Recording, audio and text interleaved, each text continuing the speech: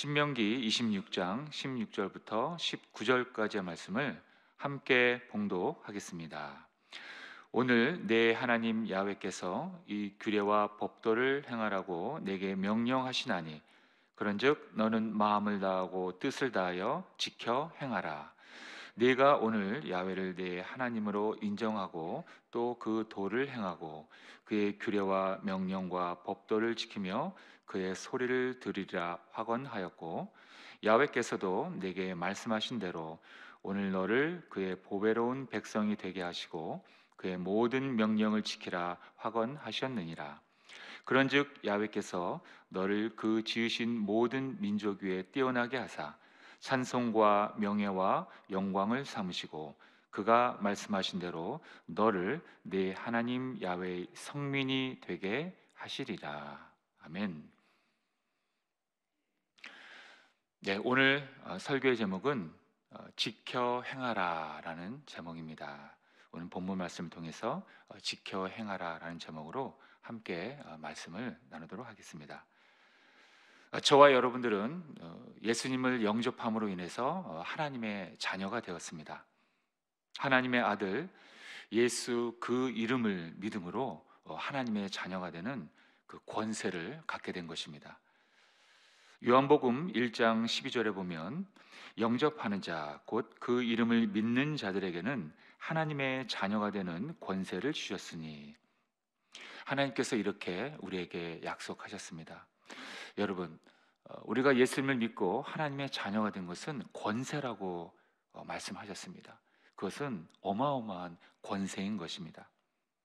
그러므로 우리는 예수님을 믿음으로 신분이 바뀌게 된 것입니다. 그래서 성경은 우리를 새롭게 태어난 새로운 피조물이라고 또한 말씀하고 있는 것입니다. 과거에는 죄의 노예였습니다. 그러나 이제는 예수님을 믿음으로 인해서 죄의 노예에서 하나님의 자녀로 새롭게 거듭났다는 뜻입니다. 고린도 후서 5장 17절에 보면 함께 봉독합니다. 시작.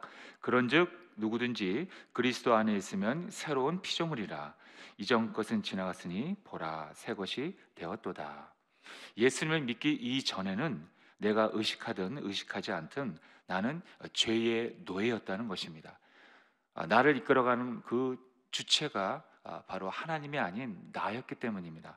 그러나 이제는 예수님을 믿음으로 인하여 하나님의 영이신 성령이 내 안에 계심으로 이제는 우리가 나의 뜻대로 사는 것이 아니라 하나님의 인도하심에 따라 살아가는 그러한 하나님의 자녀라는 것입니다. 즉 이제는 죄의 노예가 아니라, 죄에 끌려다니는 그런 죄의 노예가 아니라 우리는 하나님의 자녀라는 것입니다. 새로운 피조물이 되었다는 것입니다.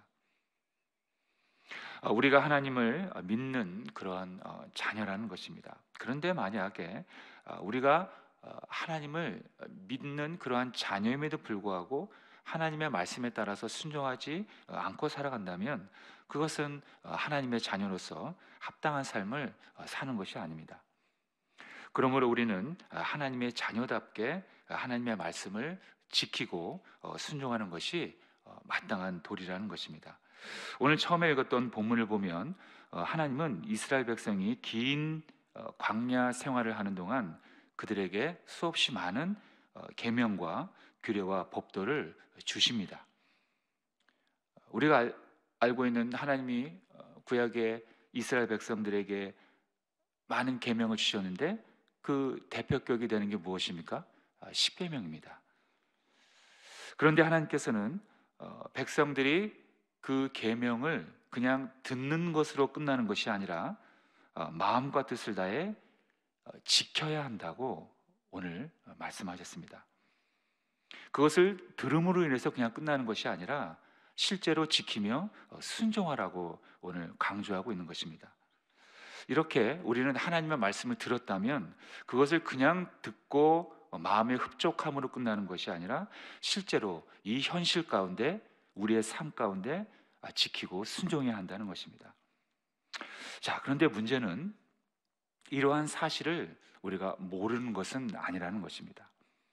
반드시 지키며 순종해야 한다는 것을 알면서도 지키지 않는다는 것입니다. 우리가 이 사실을 전혀 모르는 게 아니라는 것입니다. 하나님의 말씀을 지키며 살아야 한다는 것을 모르는 그리스도인들은 아마도 없을 것입니다. 하지만 그럼에도 불구하고 우리는 순종하지 않는 경우가 참 많이 있습니다.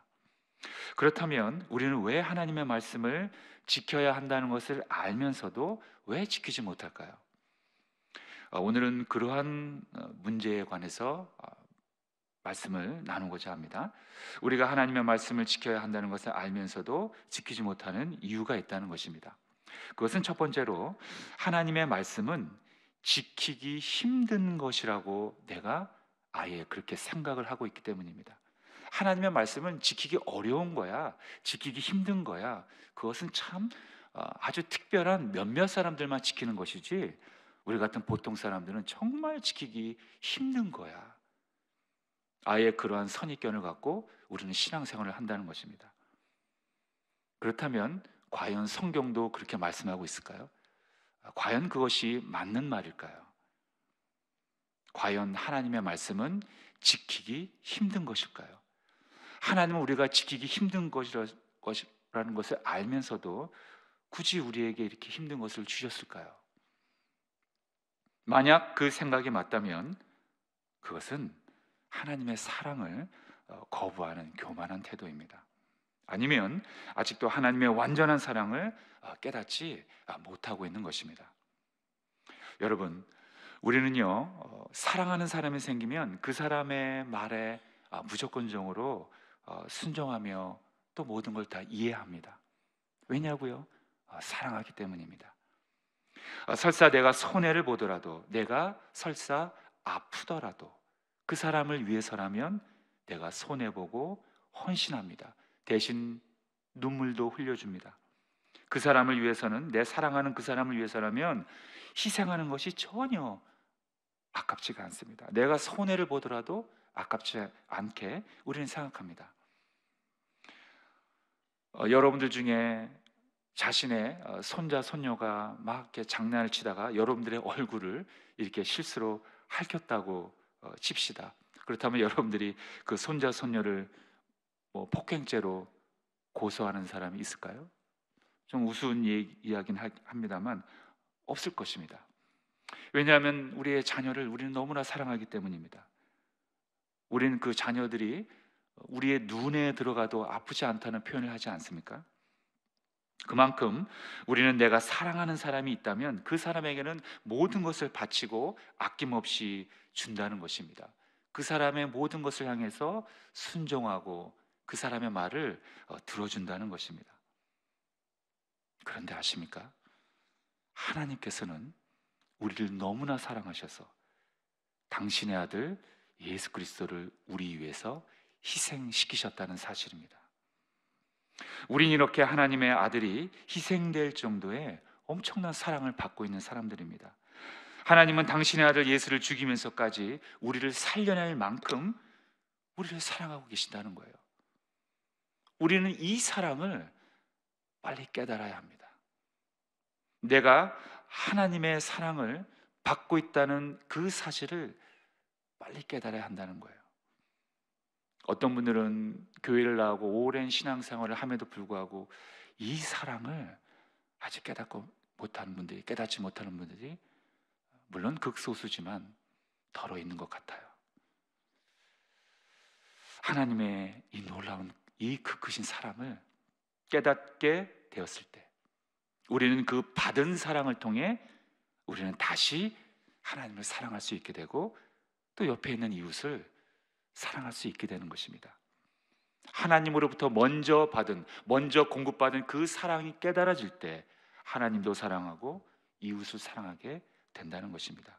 그러므로 우리는 자연스럽게 하나님의 계명이 아주 쉽게 지켜지는 놀라운 역사가 그제서야 나타나는 것입니다. 나도 모르게 하나님의 말씀에 순종이 되어지는 거예요. 그래서 어쩌면 우리에게 가장 쉽고 즐겁고 기쁜 일이 하나님의 말씀을 지키는 것이 될 것입니다. 우리는 하나님께 사랑받고 있으니 우리가 할 수 있는 가장 쉬운 일은 사랑하는 것이라는 거예요. 그래서 사실 하나님의 말씀에 순종하는 것도 절대로 어려운 일이 아니라는 거예요. 오히려 쉽고 가볍고 즐거운 일이 그야말로 하나님의 말씀에 순종하는 일이라는 것입니다. 자, 요한일서 5장 3절을 우리가 다 함께 믿음으로 고백하겠습니다. 시작. 하나님을 사랑하는 것이 이것이니 곧 우리가 그의 계명들을 지키는 것이라. 그의 계명들은 무거운 것이 아니니라. 여러분, 하나님의 말씀에 순종하는 것이 무겁다고요? 가볍다고요? 무거운 것이 아닌 거예요. 가벼운 것입니다. 다시 한번 제가 대표로 읽어드릴게요. 요한일서 5장 3절. 하나님을 사랑하는 것이 이것이니 곧 우리가 그의 계명들을 지키는 것이라. 그의 계명들은 무거운 것이 아니니라. 성경은 분명히 우리에게 말씀하십니다. 하나님의 말씀을 순종하는 것은 결코 우리가 부담스러운 것이 아닌 거예요. 무거운 일이 아니라는 것입니다. 우리가 하나님의 사랑 밖으로 튕겨져 나가 있기 때문에 그것이 무겁게 느껴지는 거예요. 하나님의 말씀에 순종하는 것이 힘들다고 우리가 느껴지는 것입니다. 근데 사실은 그것이 아닌 거예요. 하나님의 사랑이 우리 안에 있다면 결코 하나님의 말씀을 지키고 순종하는 것은 무거운 것이 아닌 줄로 믿습니다. 만약 여러분들이 아직도 하나님의 말씀을 지키는 것이 힘들고 어렵게 느껴지고 있다면 오늘 이 새벽에 다음과 같은 질문들을 한번 스스로 해보시기 바랍니다. 먼저, 나는 하나님의 사랑을 깨닫고 있는가? 또 한 가지는, 나는 하나님의 사랑을 누리고 있는가? 그리고 마지막 또 한 가지는, 나는 하나님을 진짜 사랑하고 있는가? 다시 한번요. 첫 번째는 나는 하나님의 사랑을 깨닫고 있는가? 그 두 번째는 나는 하나님의 사랑을 누리고 있는가? 마지막 세 번째는 나는 하나님을 진짜 사랑하고 있는가? 이 질문을 여러분들 스스로에게 해 보았을 때 이러한 질문들은요, 여러분들을 괴롭히기 위한 어떤 죄책감을 주기 위한 그런 질문이 절대로 아닙니다. 여러분들의 마음속에 그 잠자고 있는 하나님을 향한 그 사랑을 깨우기 위한 질문이라는 거예요. 여러분들 안에 이미 하나님의 사랑은 있습니다. 그러나 그것이 잠자고 있을 뿐입니다. 여러분들 안에 있는 하나님의 사랑이 모두 회복됨으로 말미암아 기쁜 마음으로 하나님의 계명들을, 그 무수한 말씀들을 지키시는 그러한 여러분들 모두가 되시길 예수님의 이름으로 축원합니다. 자, 두 번째로 우리는 왜 하나님의 말씀을 지키지 못할까요? 그것은 자기 고집 때문입니다. 하나님의 뜻보다 내 생각이 옳다는 생각이 강하다는 거예요. 또는 내 생각이 곧 하나님의 생각과 언제나 같을 것이라는 착각입니다. 이것이 바로 고집입니다. 여러분, 성경을 보면 우리가 알다시피 이 완고하다라는 단어가 참 많이 나옵니다. 완고하다, 완고하다. 이 완고하다라는 말의 원뜻을 보니까 길들이지 않은 암소에게 사용되는 말이라고 합니다. 다시 말해서 고집이 세고 다루기 힘들다, 이런 뜻이 완고하다라는 뜻이라고 합니다. 그런데 성경은 우리가 하나님에 대하여 완고한 것을 절대적으로 금지하고 있습니다. 하나님 앞에서 우리의 고집을 피우면 안 된다는 것입니다. 우리가 알다시피 하나님의 말씀에 불순종하고 자기 멋대로 행한 사울 왕에게 사무엘 선지자가 책망하는 장면이 있습니다. 아주 유명한 말씀이죠. 사무엘상 15장 23절에 보면 함께 읽겠습니다. 시작. 이는 거역하는 것은 점치는 죄와 같고 완고한 것은 사신 우상에게 절하는 죄와 같음이라. 왕이 야훼의 말씀을 버렸으므로 야훼께서도 왕을 버려 왕이 되지 못하게 하셨나이다 하니, 여기 보면 완고한 것은 사신 우상에게 절하는 죄와 같다, 이렇게 나옵니다. 즉 완고한 것은 하나님 앞에서 하나님의 말씀대로 하는 것이 아니라 자기 고집대로 하는 것은 우상을 섬기는 죄만큼 무서운 죄라는 거예요. 완고한 것은 하나님의 뜻보다 자기 자신을 더 믿는다는 뜻입니다. 하나님은 둘째예요. 그리고 내 생각이 첫째라는 것입니다. 그러므로 완고한 것은 교만한 것이며 하나님이 너무너무나 싫어하는 그러한 죄라는 것입니다. 여러분, 우리가 알다시피 이 구약 성경 사사기에 보면 하나님을 떠난 이스라엘 백성들이 어떻게 했다고 공통적으로 나옵니까? 사사기 17장 6절만 보더라도요, 그때는 이스라엘의 왕이 없었으므로 사람마다 자기 소견에 옳은 대로 행하였더라. 이스라엘 백성들이요, 자기 소견대로 모든 행동을 했다는 것입니다. 즉 자기 소견이라는 것은 하나님의 소견이 아니라 자기 소견, 자기 중심적인 소견이라는 거예요. 여러분, 죄가 무엇입니까? 간단합니다. 하나님 중심이 아니라 내 중심으로 하는 모든 것들이 다 죄입니다. 왜냐하면 하나님을 모시지 않는 내 안에서 나오는 모든 생각들은 선할 수가 없기 때문입니다. 그러므로 하나님이 안 계신 나의 소견은 죄입니다. 잘못된 겁니다. 그래서 사사기 시대는 하나님의 임재가 없는 암흑의 시대였던 것입니다. 그러므로 우리는 이 완고함을 버리고, 즉 고집과 교만을 버리고 순수하게 하나님의 말씀을 지키며 순종해야 하는 것입니다. 그렇게 우리의 완고함을 내려놓을 때 우리는 진정으로 하나님의 말씀이 지켜지는 놀라운 체험을 하시게 될 것입니다. 부디 여러분들 모두가 이러한 순종의 축복을 누리시길 예수님의 이름으로 축원합니다. 자, 마지막 세 번째로 우리가 하나님의 말씀을 지키지 못하는 이유가 있습니다. 그것은 순종하는 것이 미련스럽게 보이기 때문입니다. 여러분, 어떻게 보면은 이 신앙의 길은 참 세상에 볼 때는 미련하게 보일 수도 있습니다. 세상에 볼 때는 말이죠. 하나님을 믿지 않는 사람들을 볼 때는 우리가 미련스럽게 보이는 것이 정상이에요. 세상은 우리를 여전히 조롱하고 있습니다. 눈에 보이지 않고 들리지 않고 손에 잡히지 않는 하나님을 어떻게 믿느냐? 저 사람들 바보 아니냐? 하나님이란 그저 나약한 인간들이 만들어낸 종교일 뿐이다. 허상일 뿐이다. 하나님은 실제로 있는 그러한 분이 아니다. 예수도 마찬가지다. 부활 다 거짓말이야. 천국과 지옥 그런 거 다 없어. 죽음 이후의 심판 그런 거 다 꾸며낸 말이야. 사람에게는 그저 이런 육신, 육체만 있을 뿐 영혼 그런 건 없어. 심판 그런 거 없어. 다 사람들이 꾸며낸 말이고 그냥 의지할 것 없는 인간들이 허상으로 만들어낸 종교일 뿐이야. 다 미련스러운 것들이야. 이것이 세상이 우리를 바라보는 시각입니다. 이러한 것들이 세상의 가치관입니다. 우리를 미련스럽게 생각한다는 겁니다. 여러분, 그런데 아십니까? 하나님은 놀랍게도 세상이 미련스럽게 보이는 것을 통해서 역사하십니다. 그 대표적인 것이 바로 십자가입니다. 하나님은 세상에 가장 저주하며 미련스럽게 보았던 그 십자가의 사형틀에서 아들 예수를 죽이셨습니다. 그러나 그 죽음은 그냥 평범한 인간의 죽음이 아니었습니다.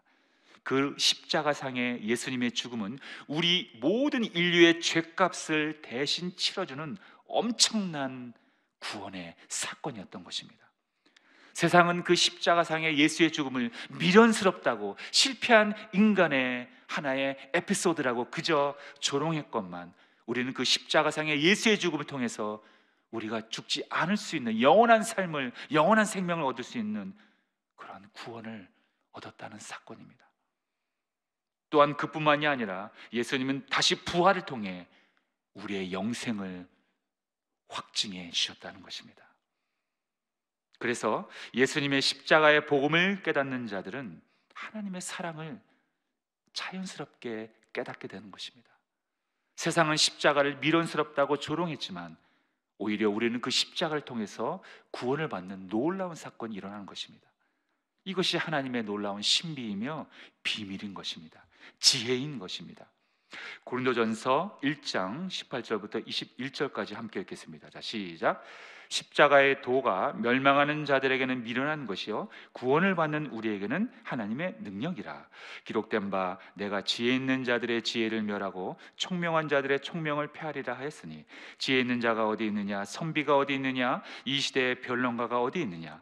하나님께서 이 세상의 지혜를 미련하게 하신 것이 아니냐. 하나님의 지혜에 있어서는 이 세상이 자기 지혜로 하나님을 알지 못하므로 하나님께서 전도에 미련한 것으로 믿는 자들을 구원하시기를 기뻐하셨도다. 세상은 십자가를 미련스럽게 보고 우리가 전도하는 것을 우습게 보고 하찮게 여기고 조롱합니다. 그러나 하나님은 세상이 미련스럽게 보이는 그것들을 통해서 역사하시고 오히려 저들을 부끄럽게 하실 것이라는 것입니다.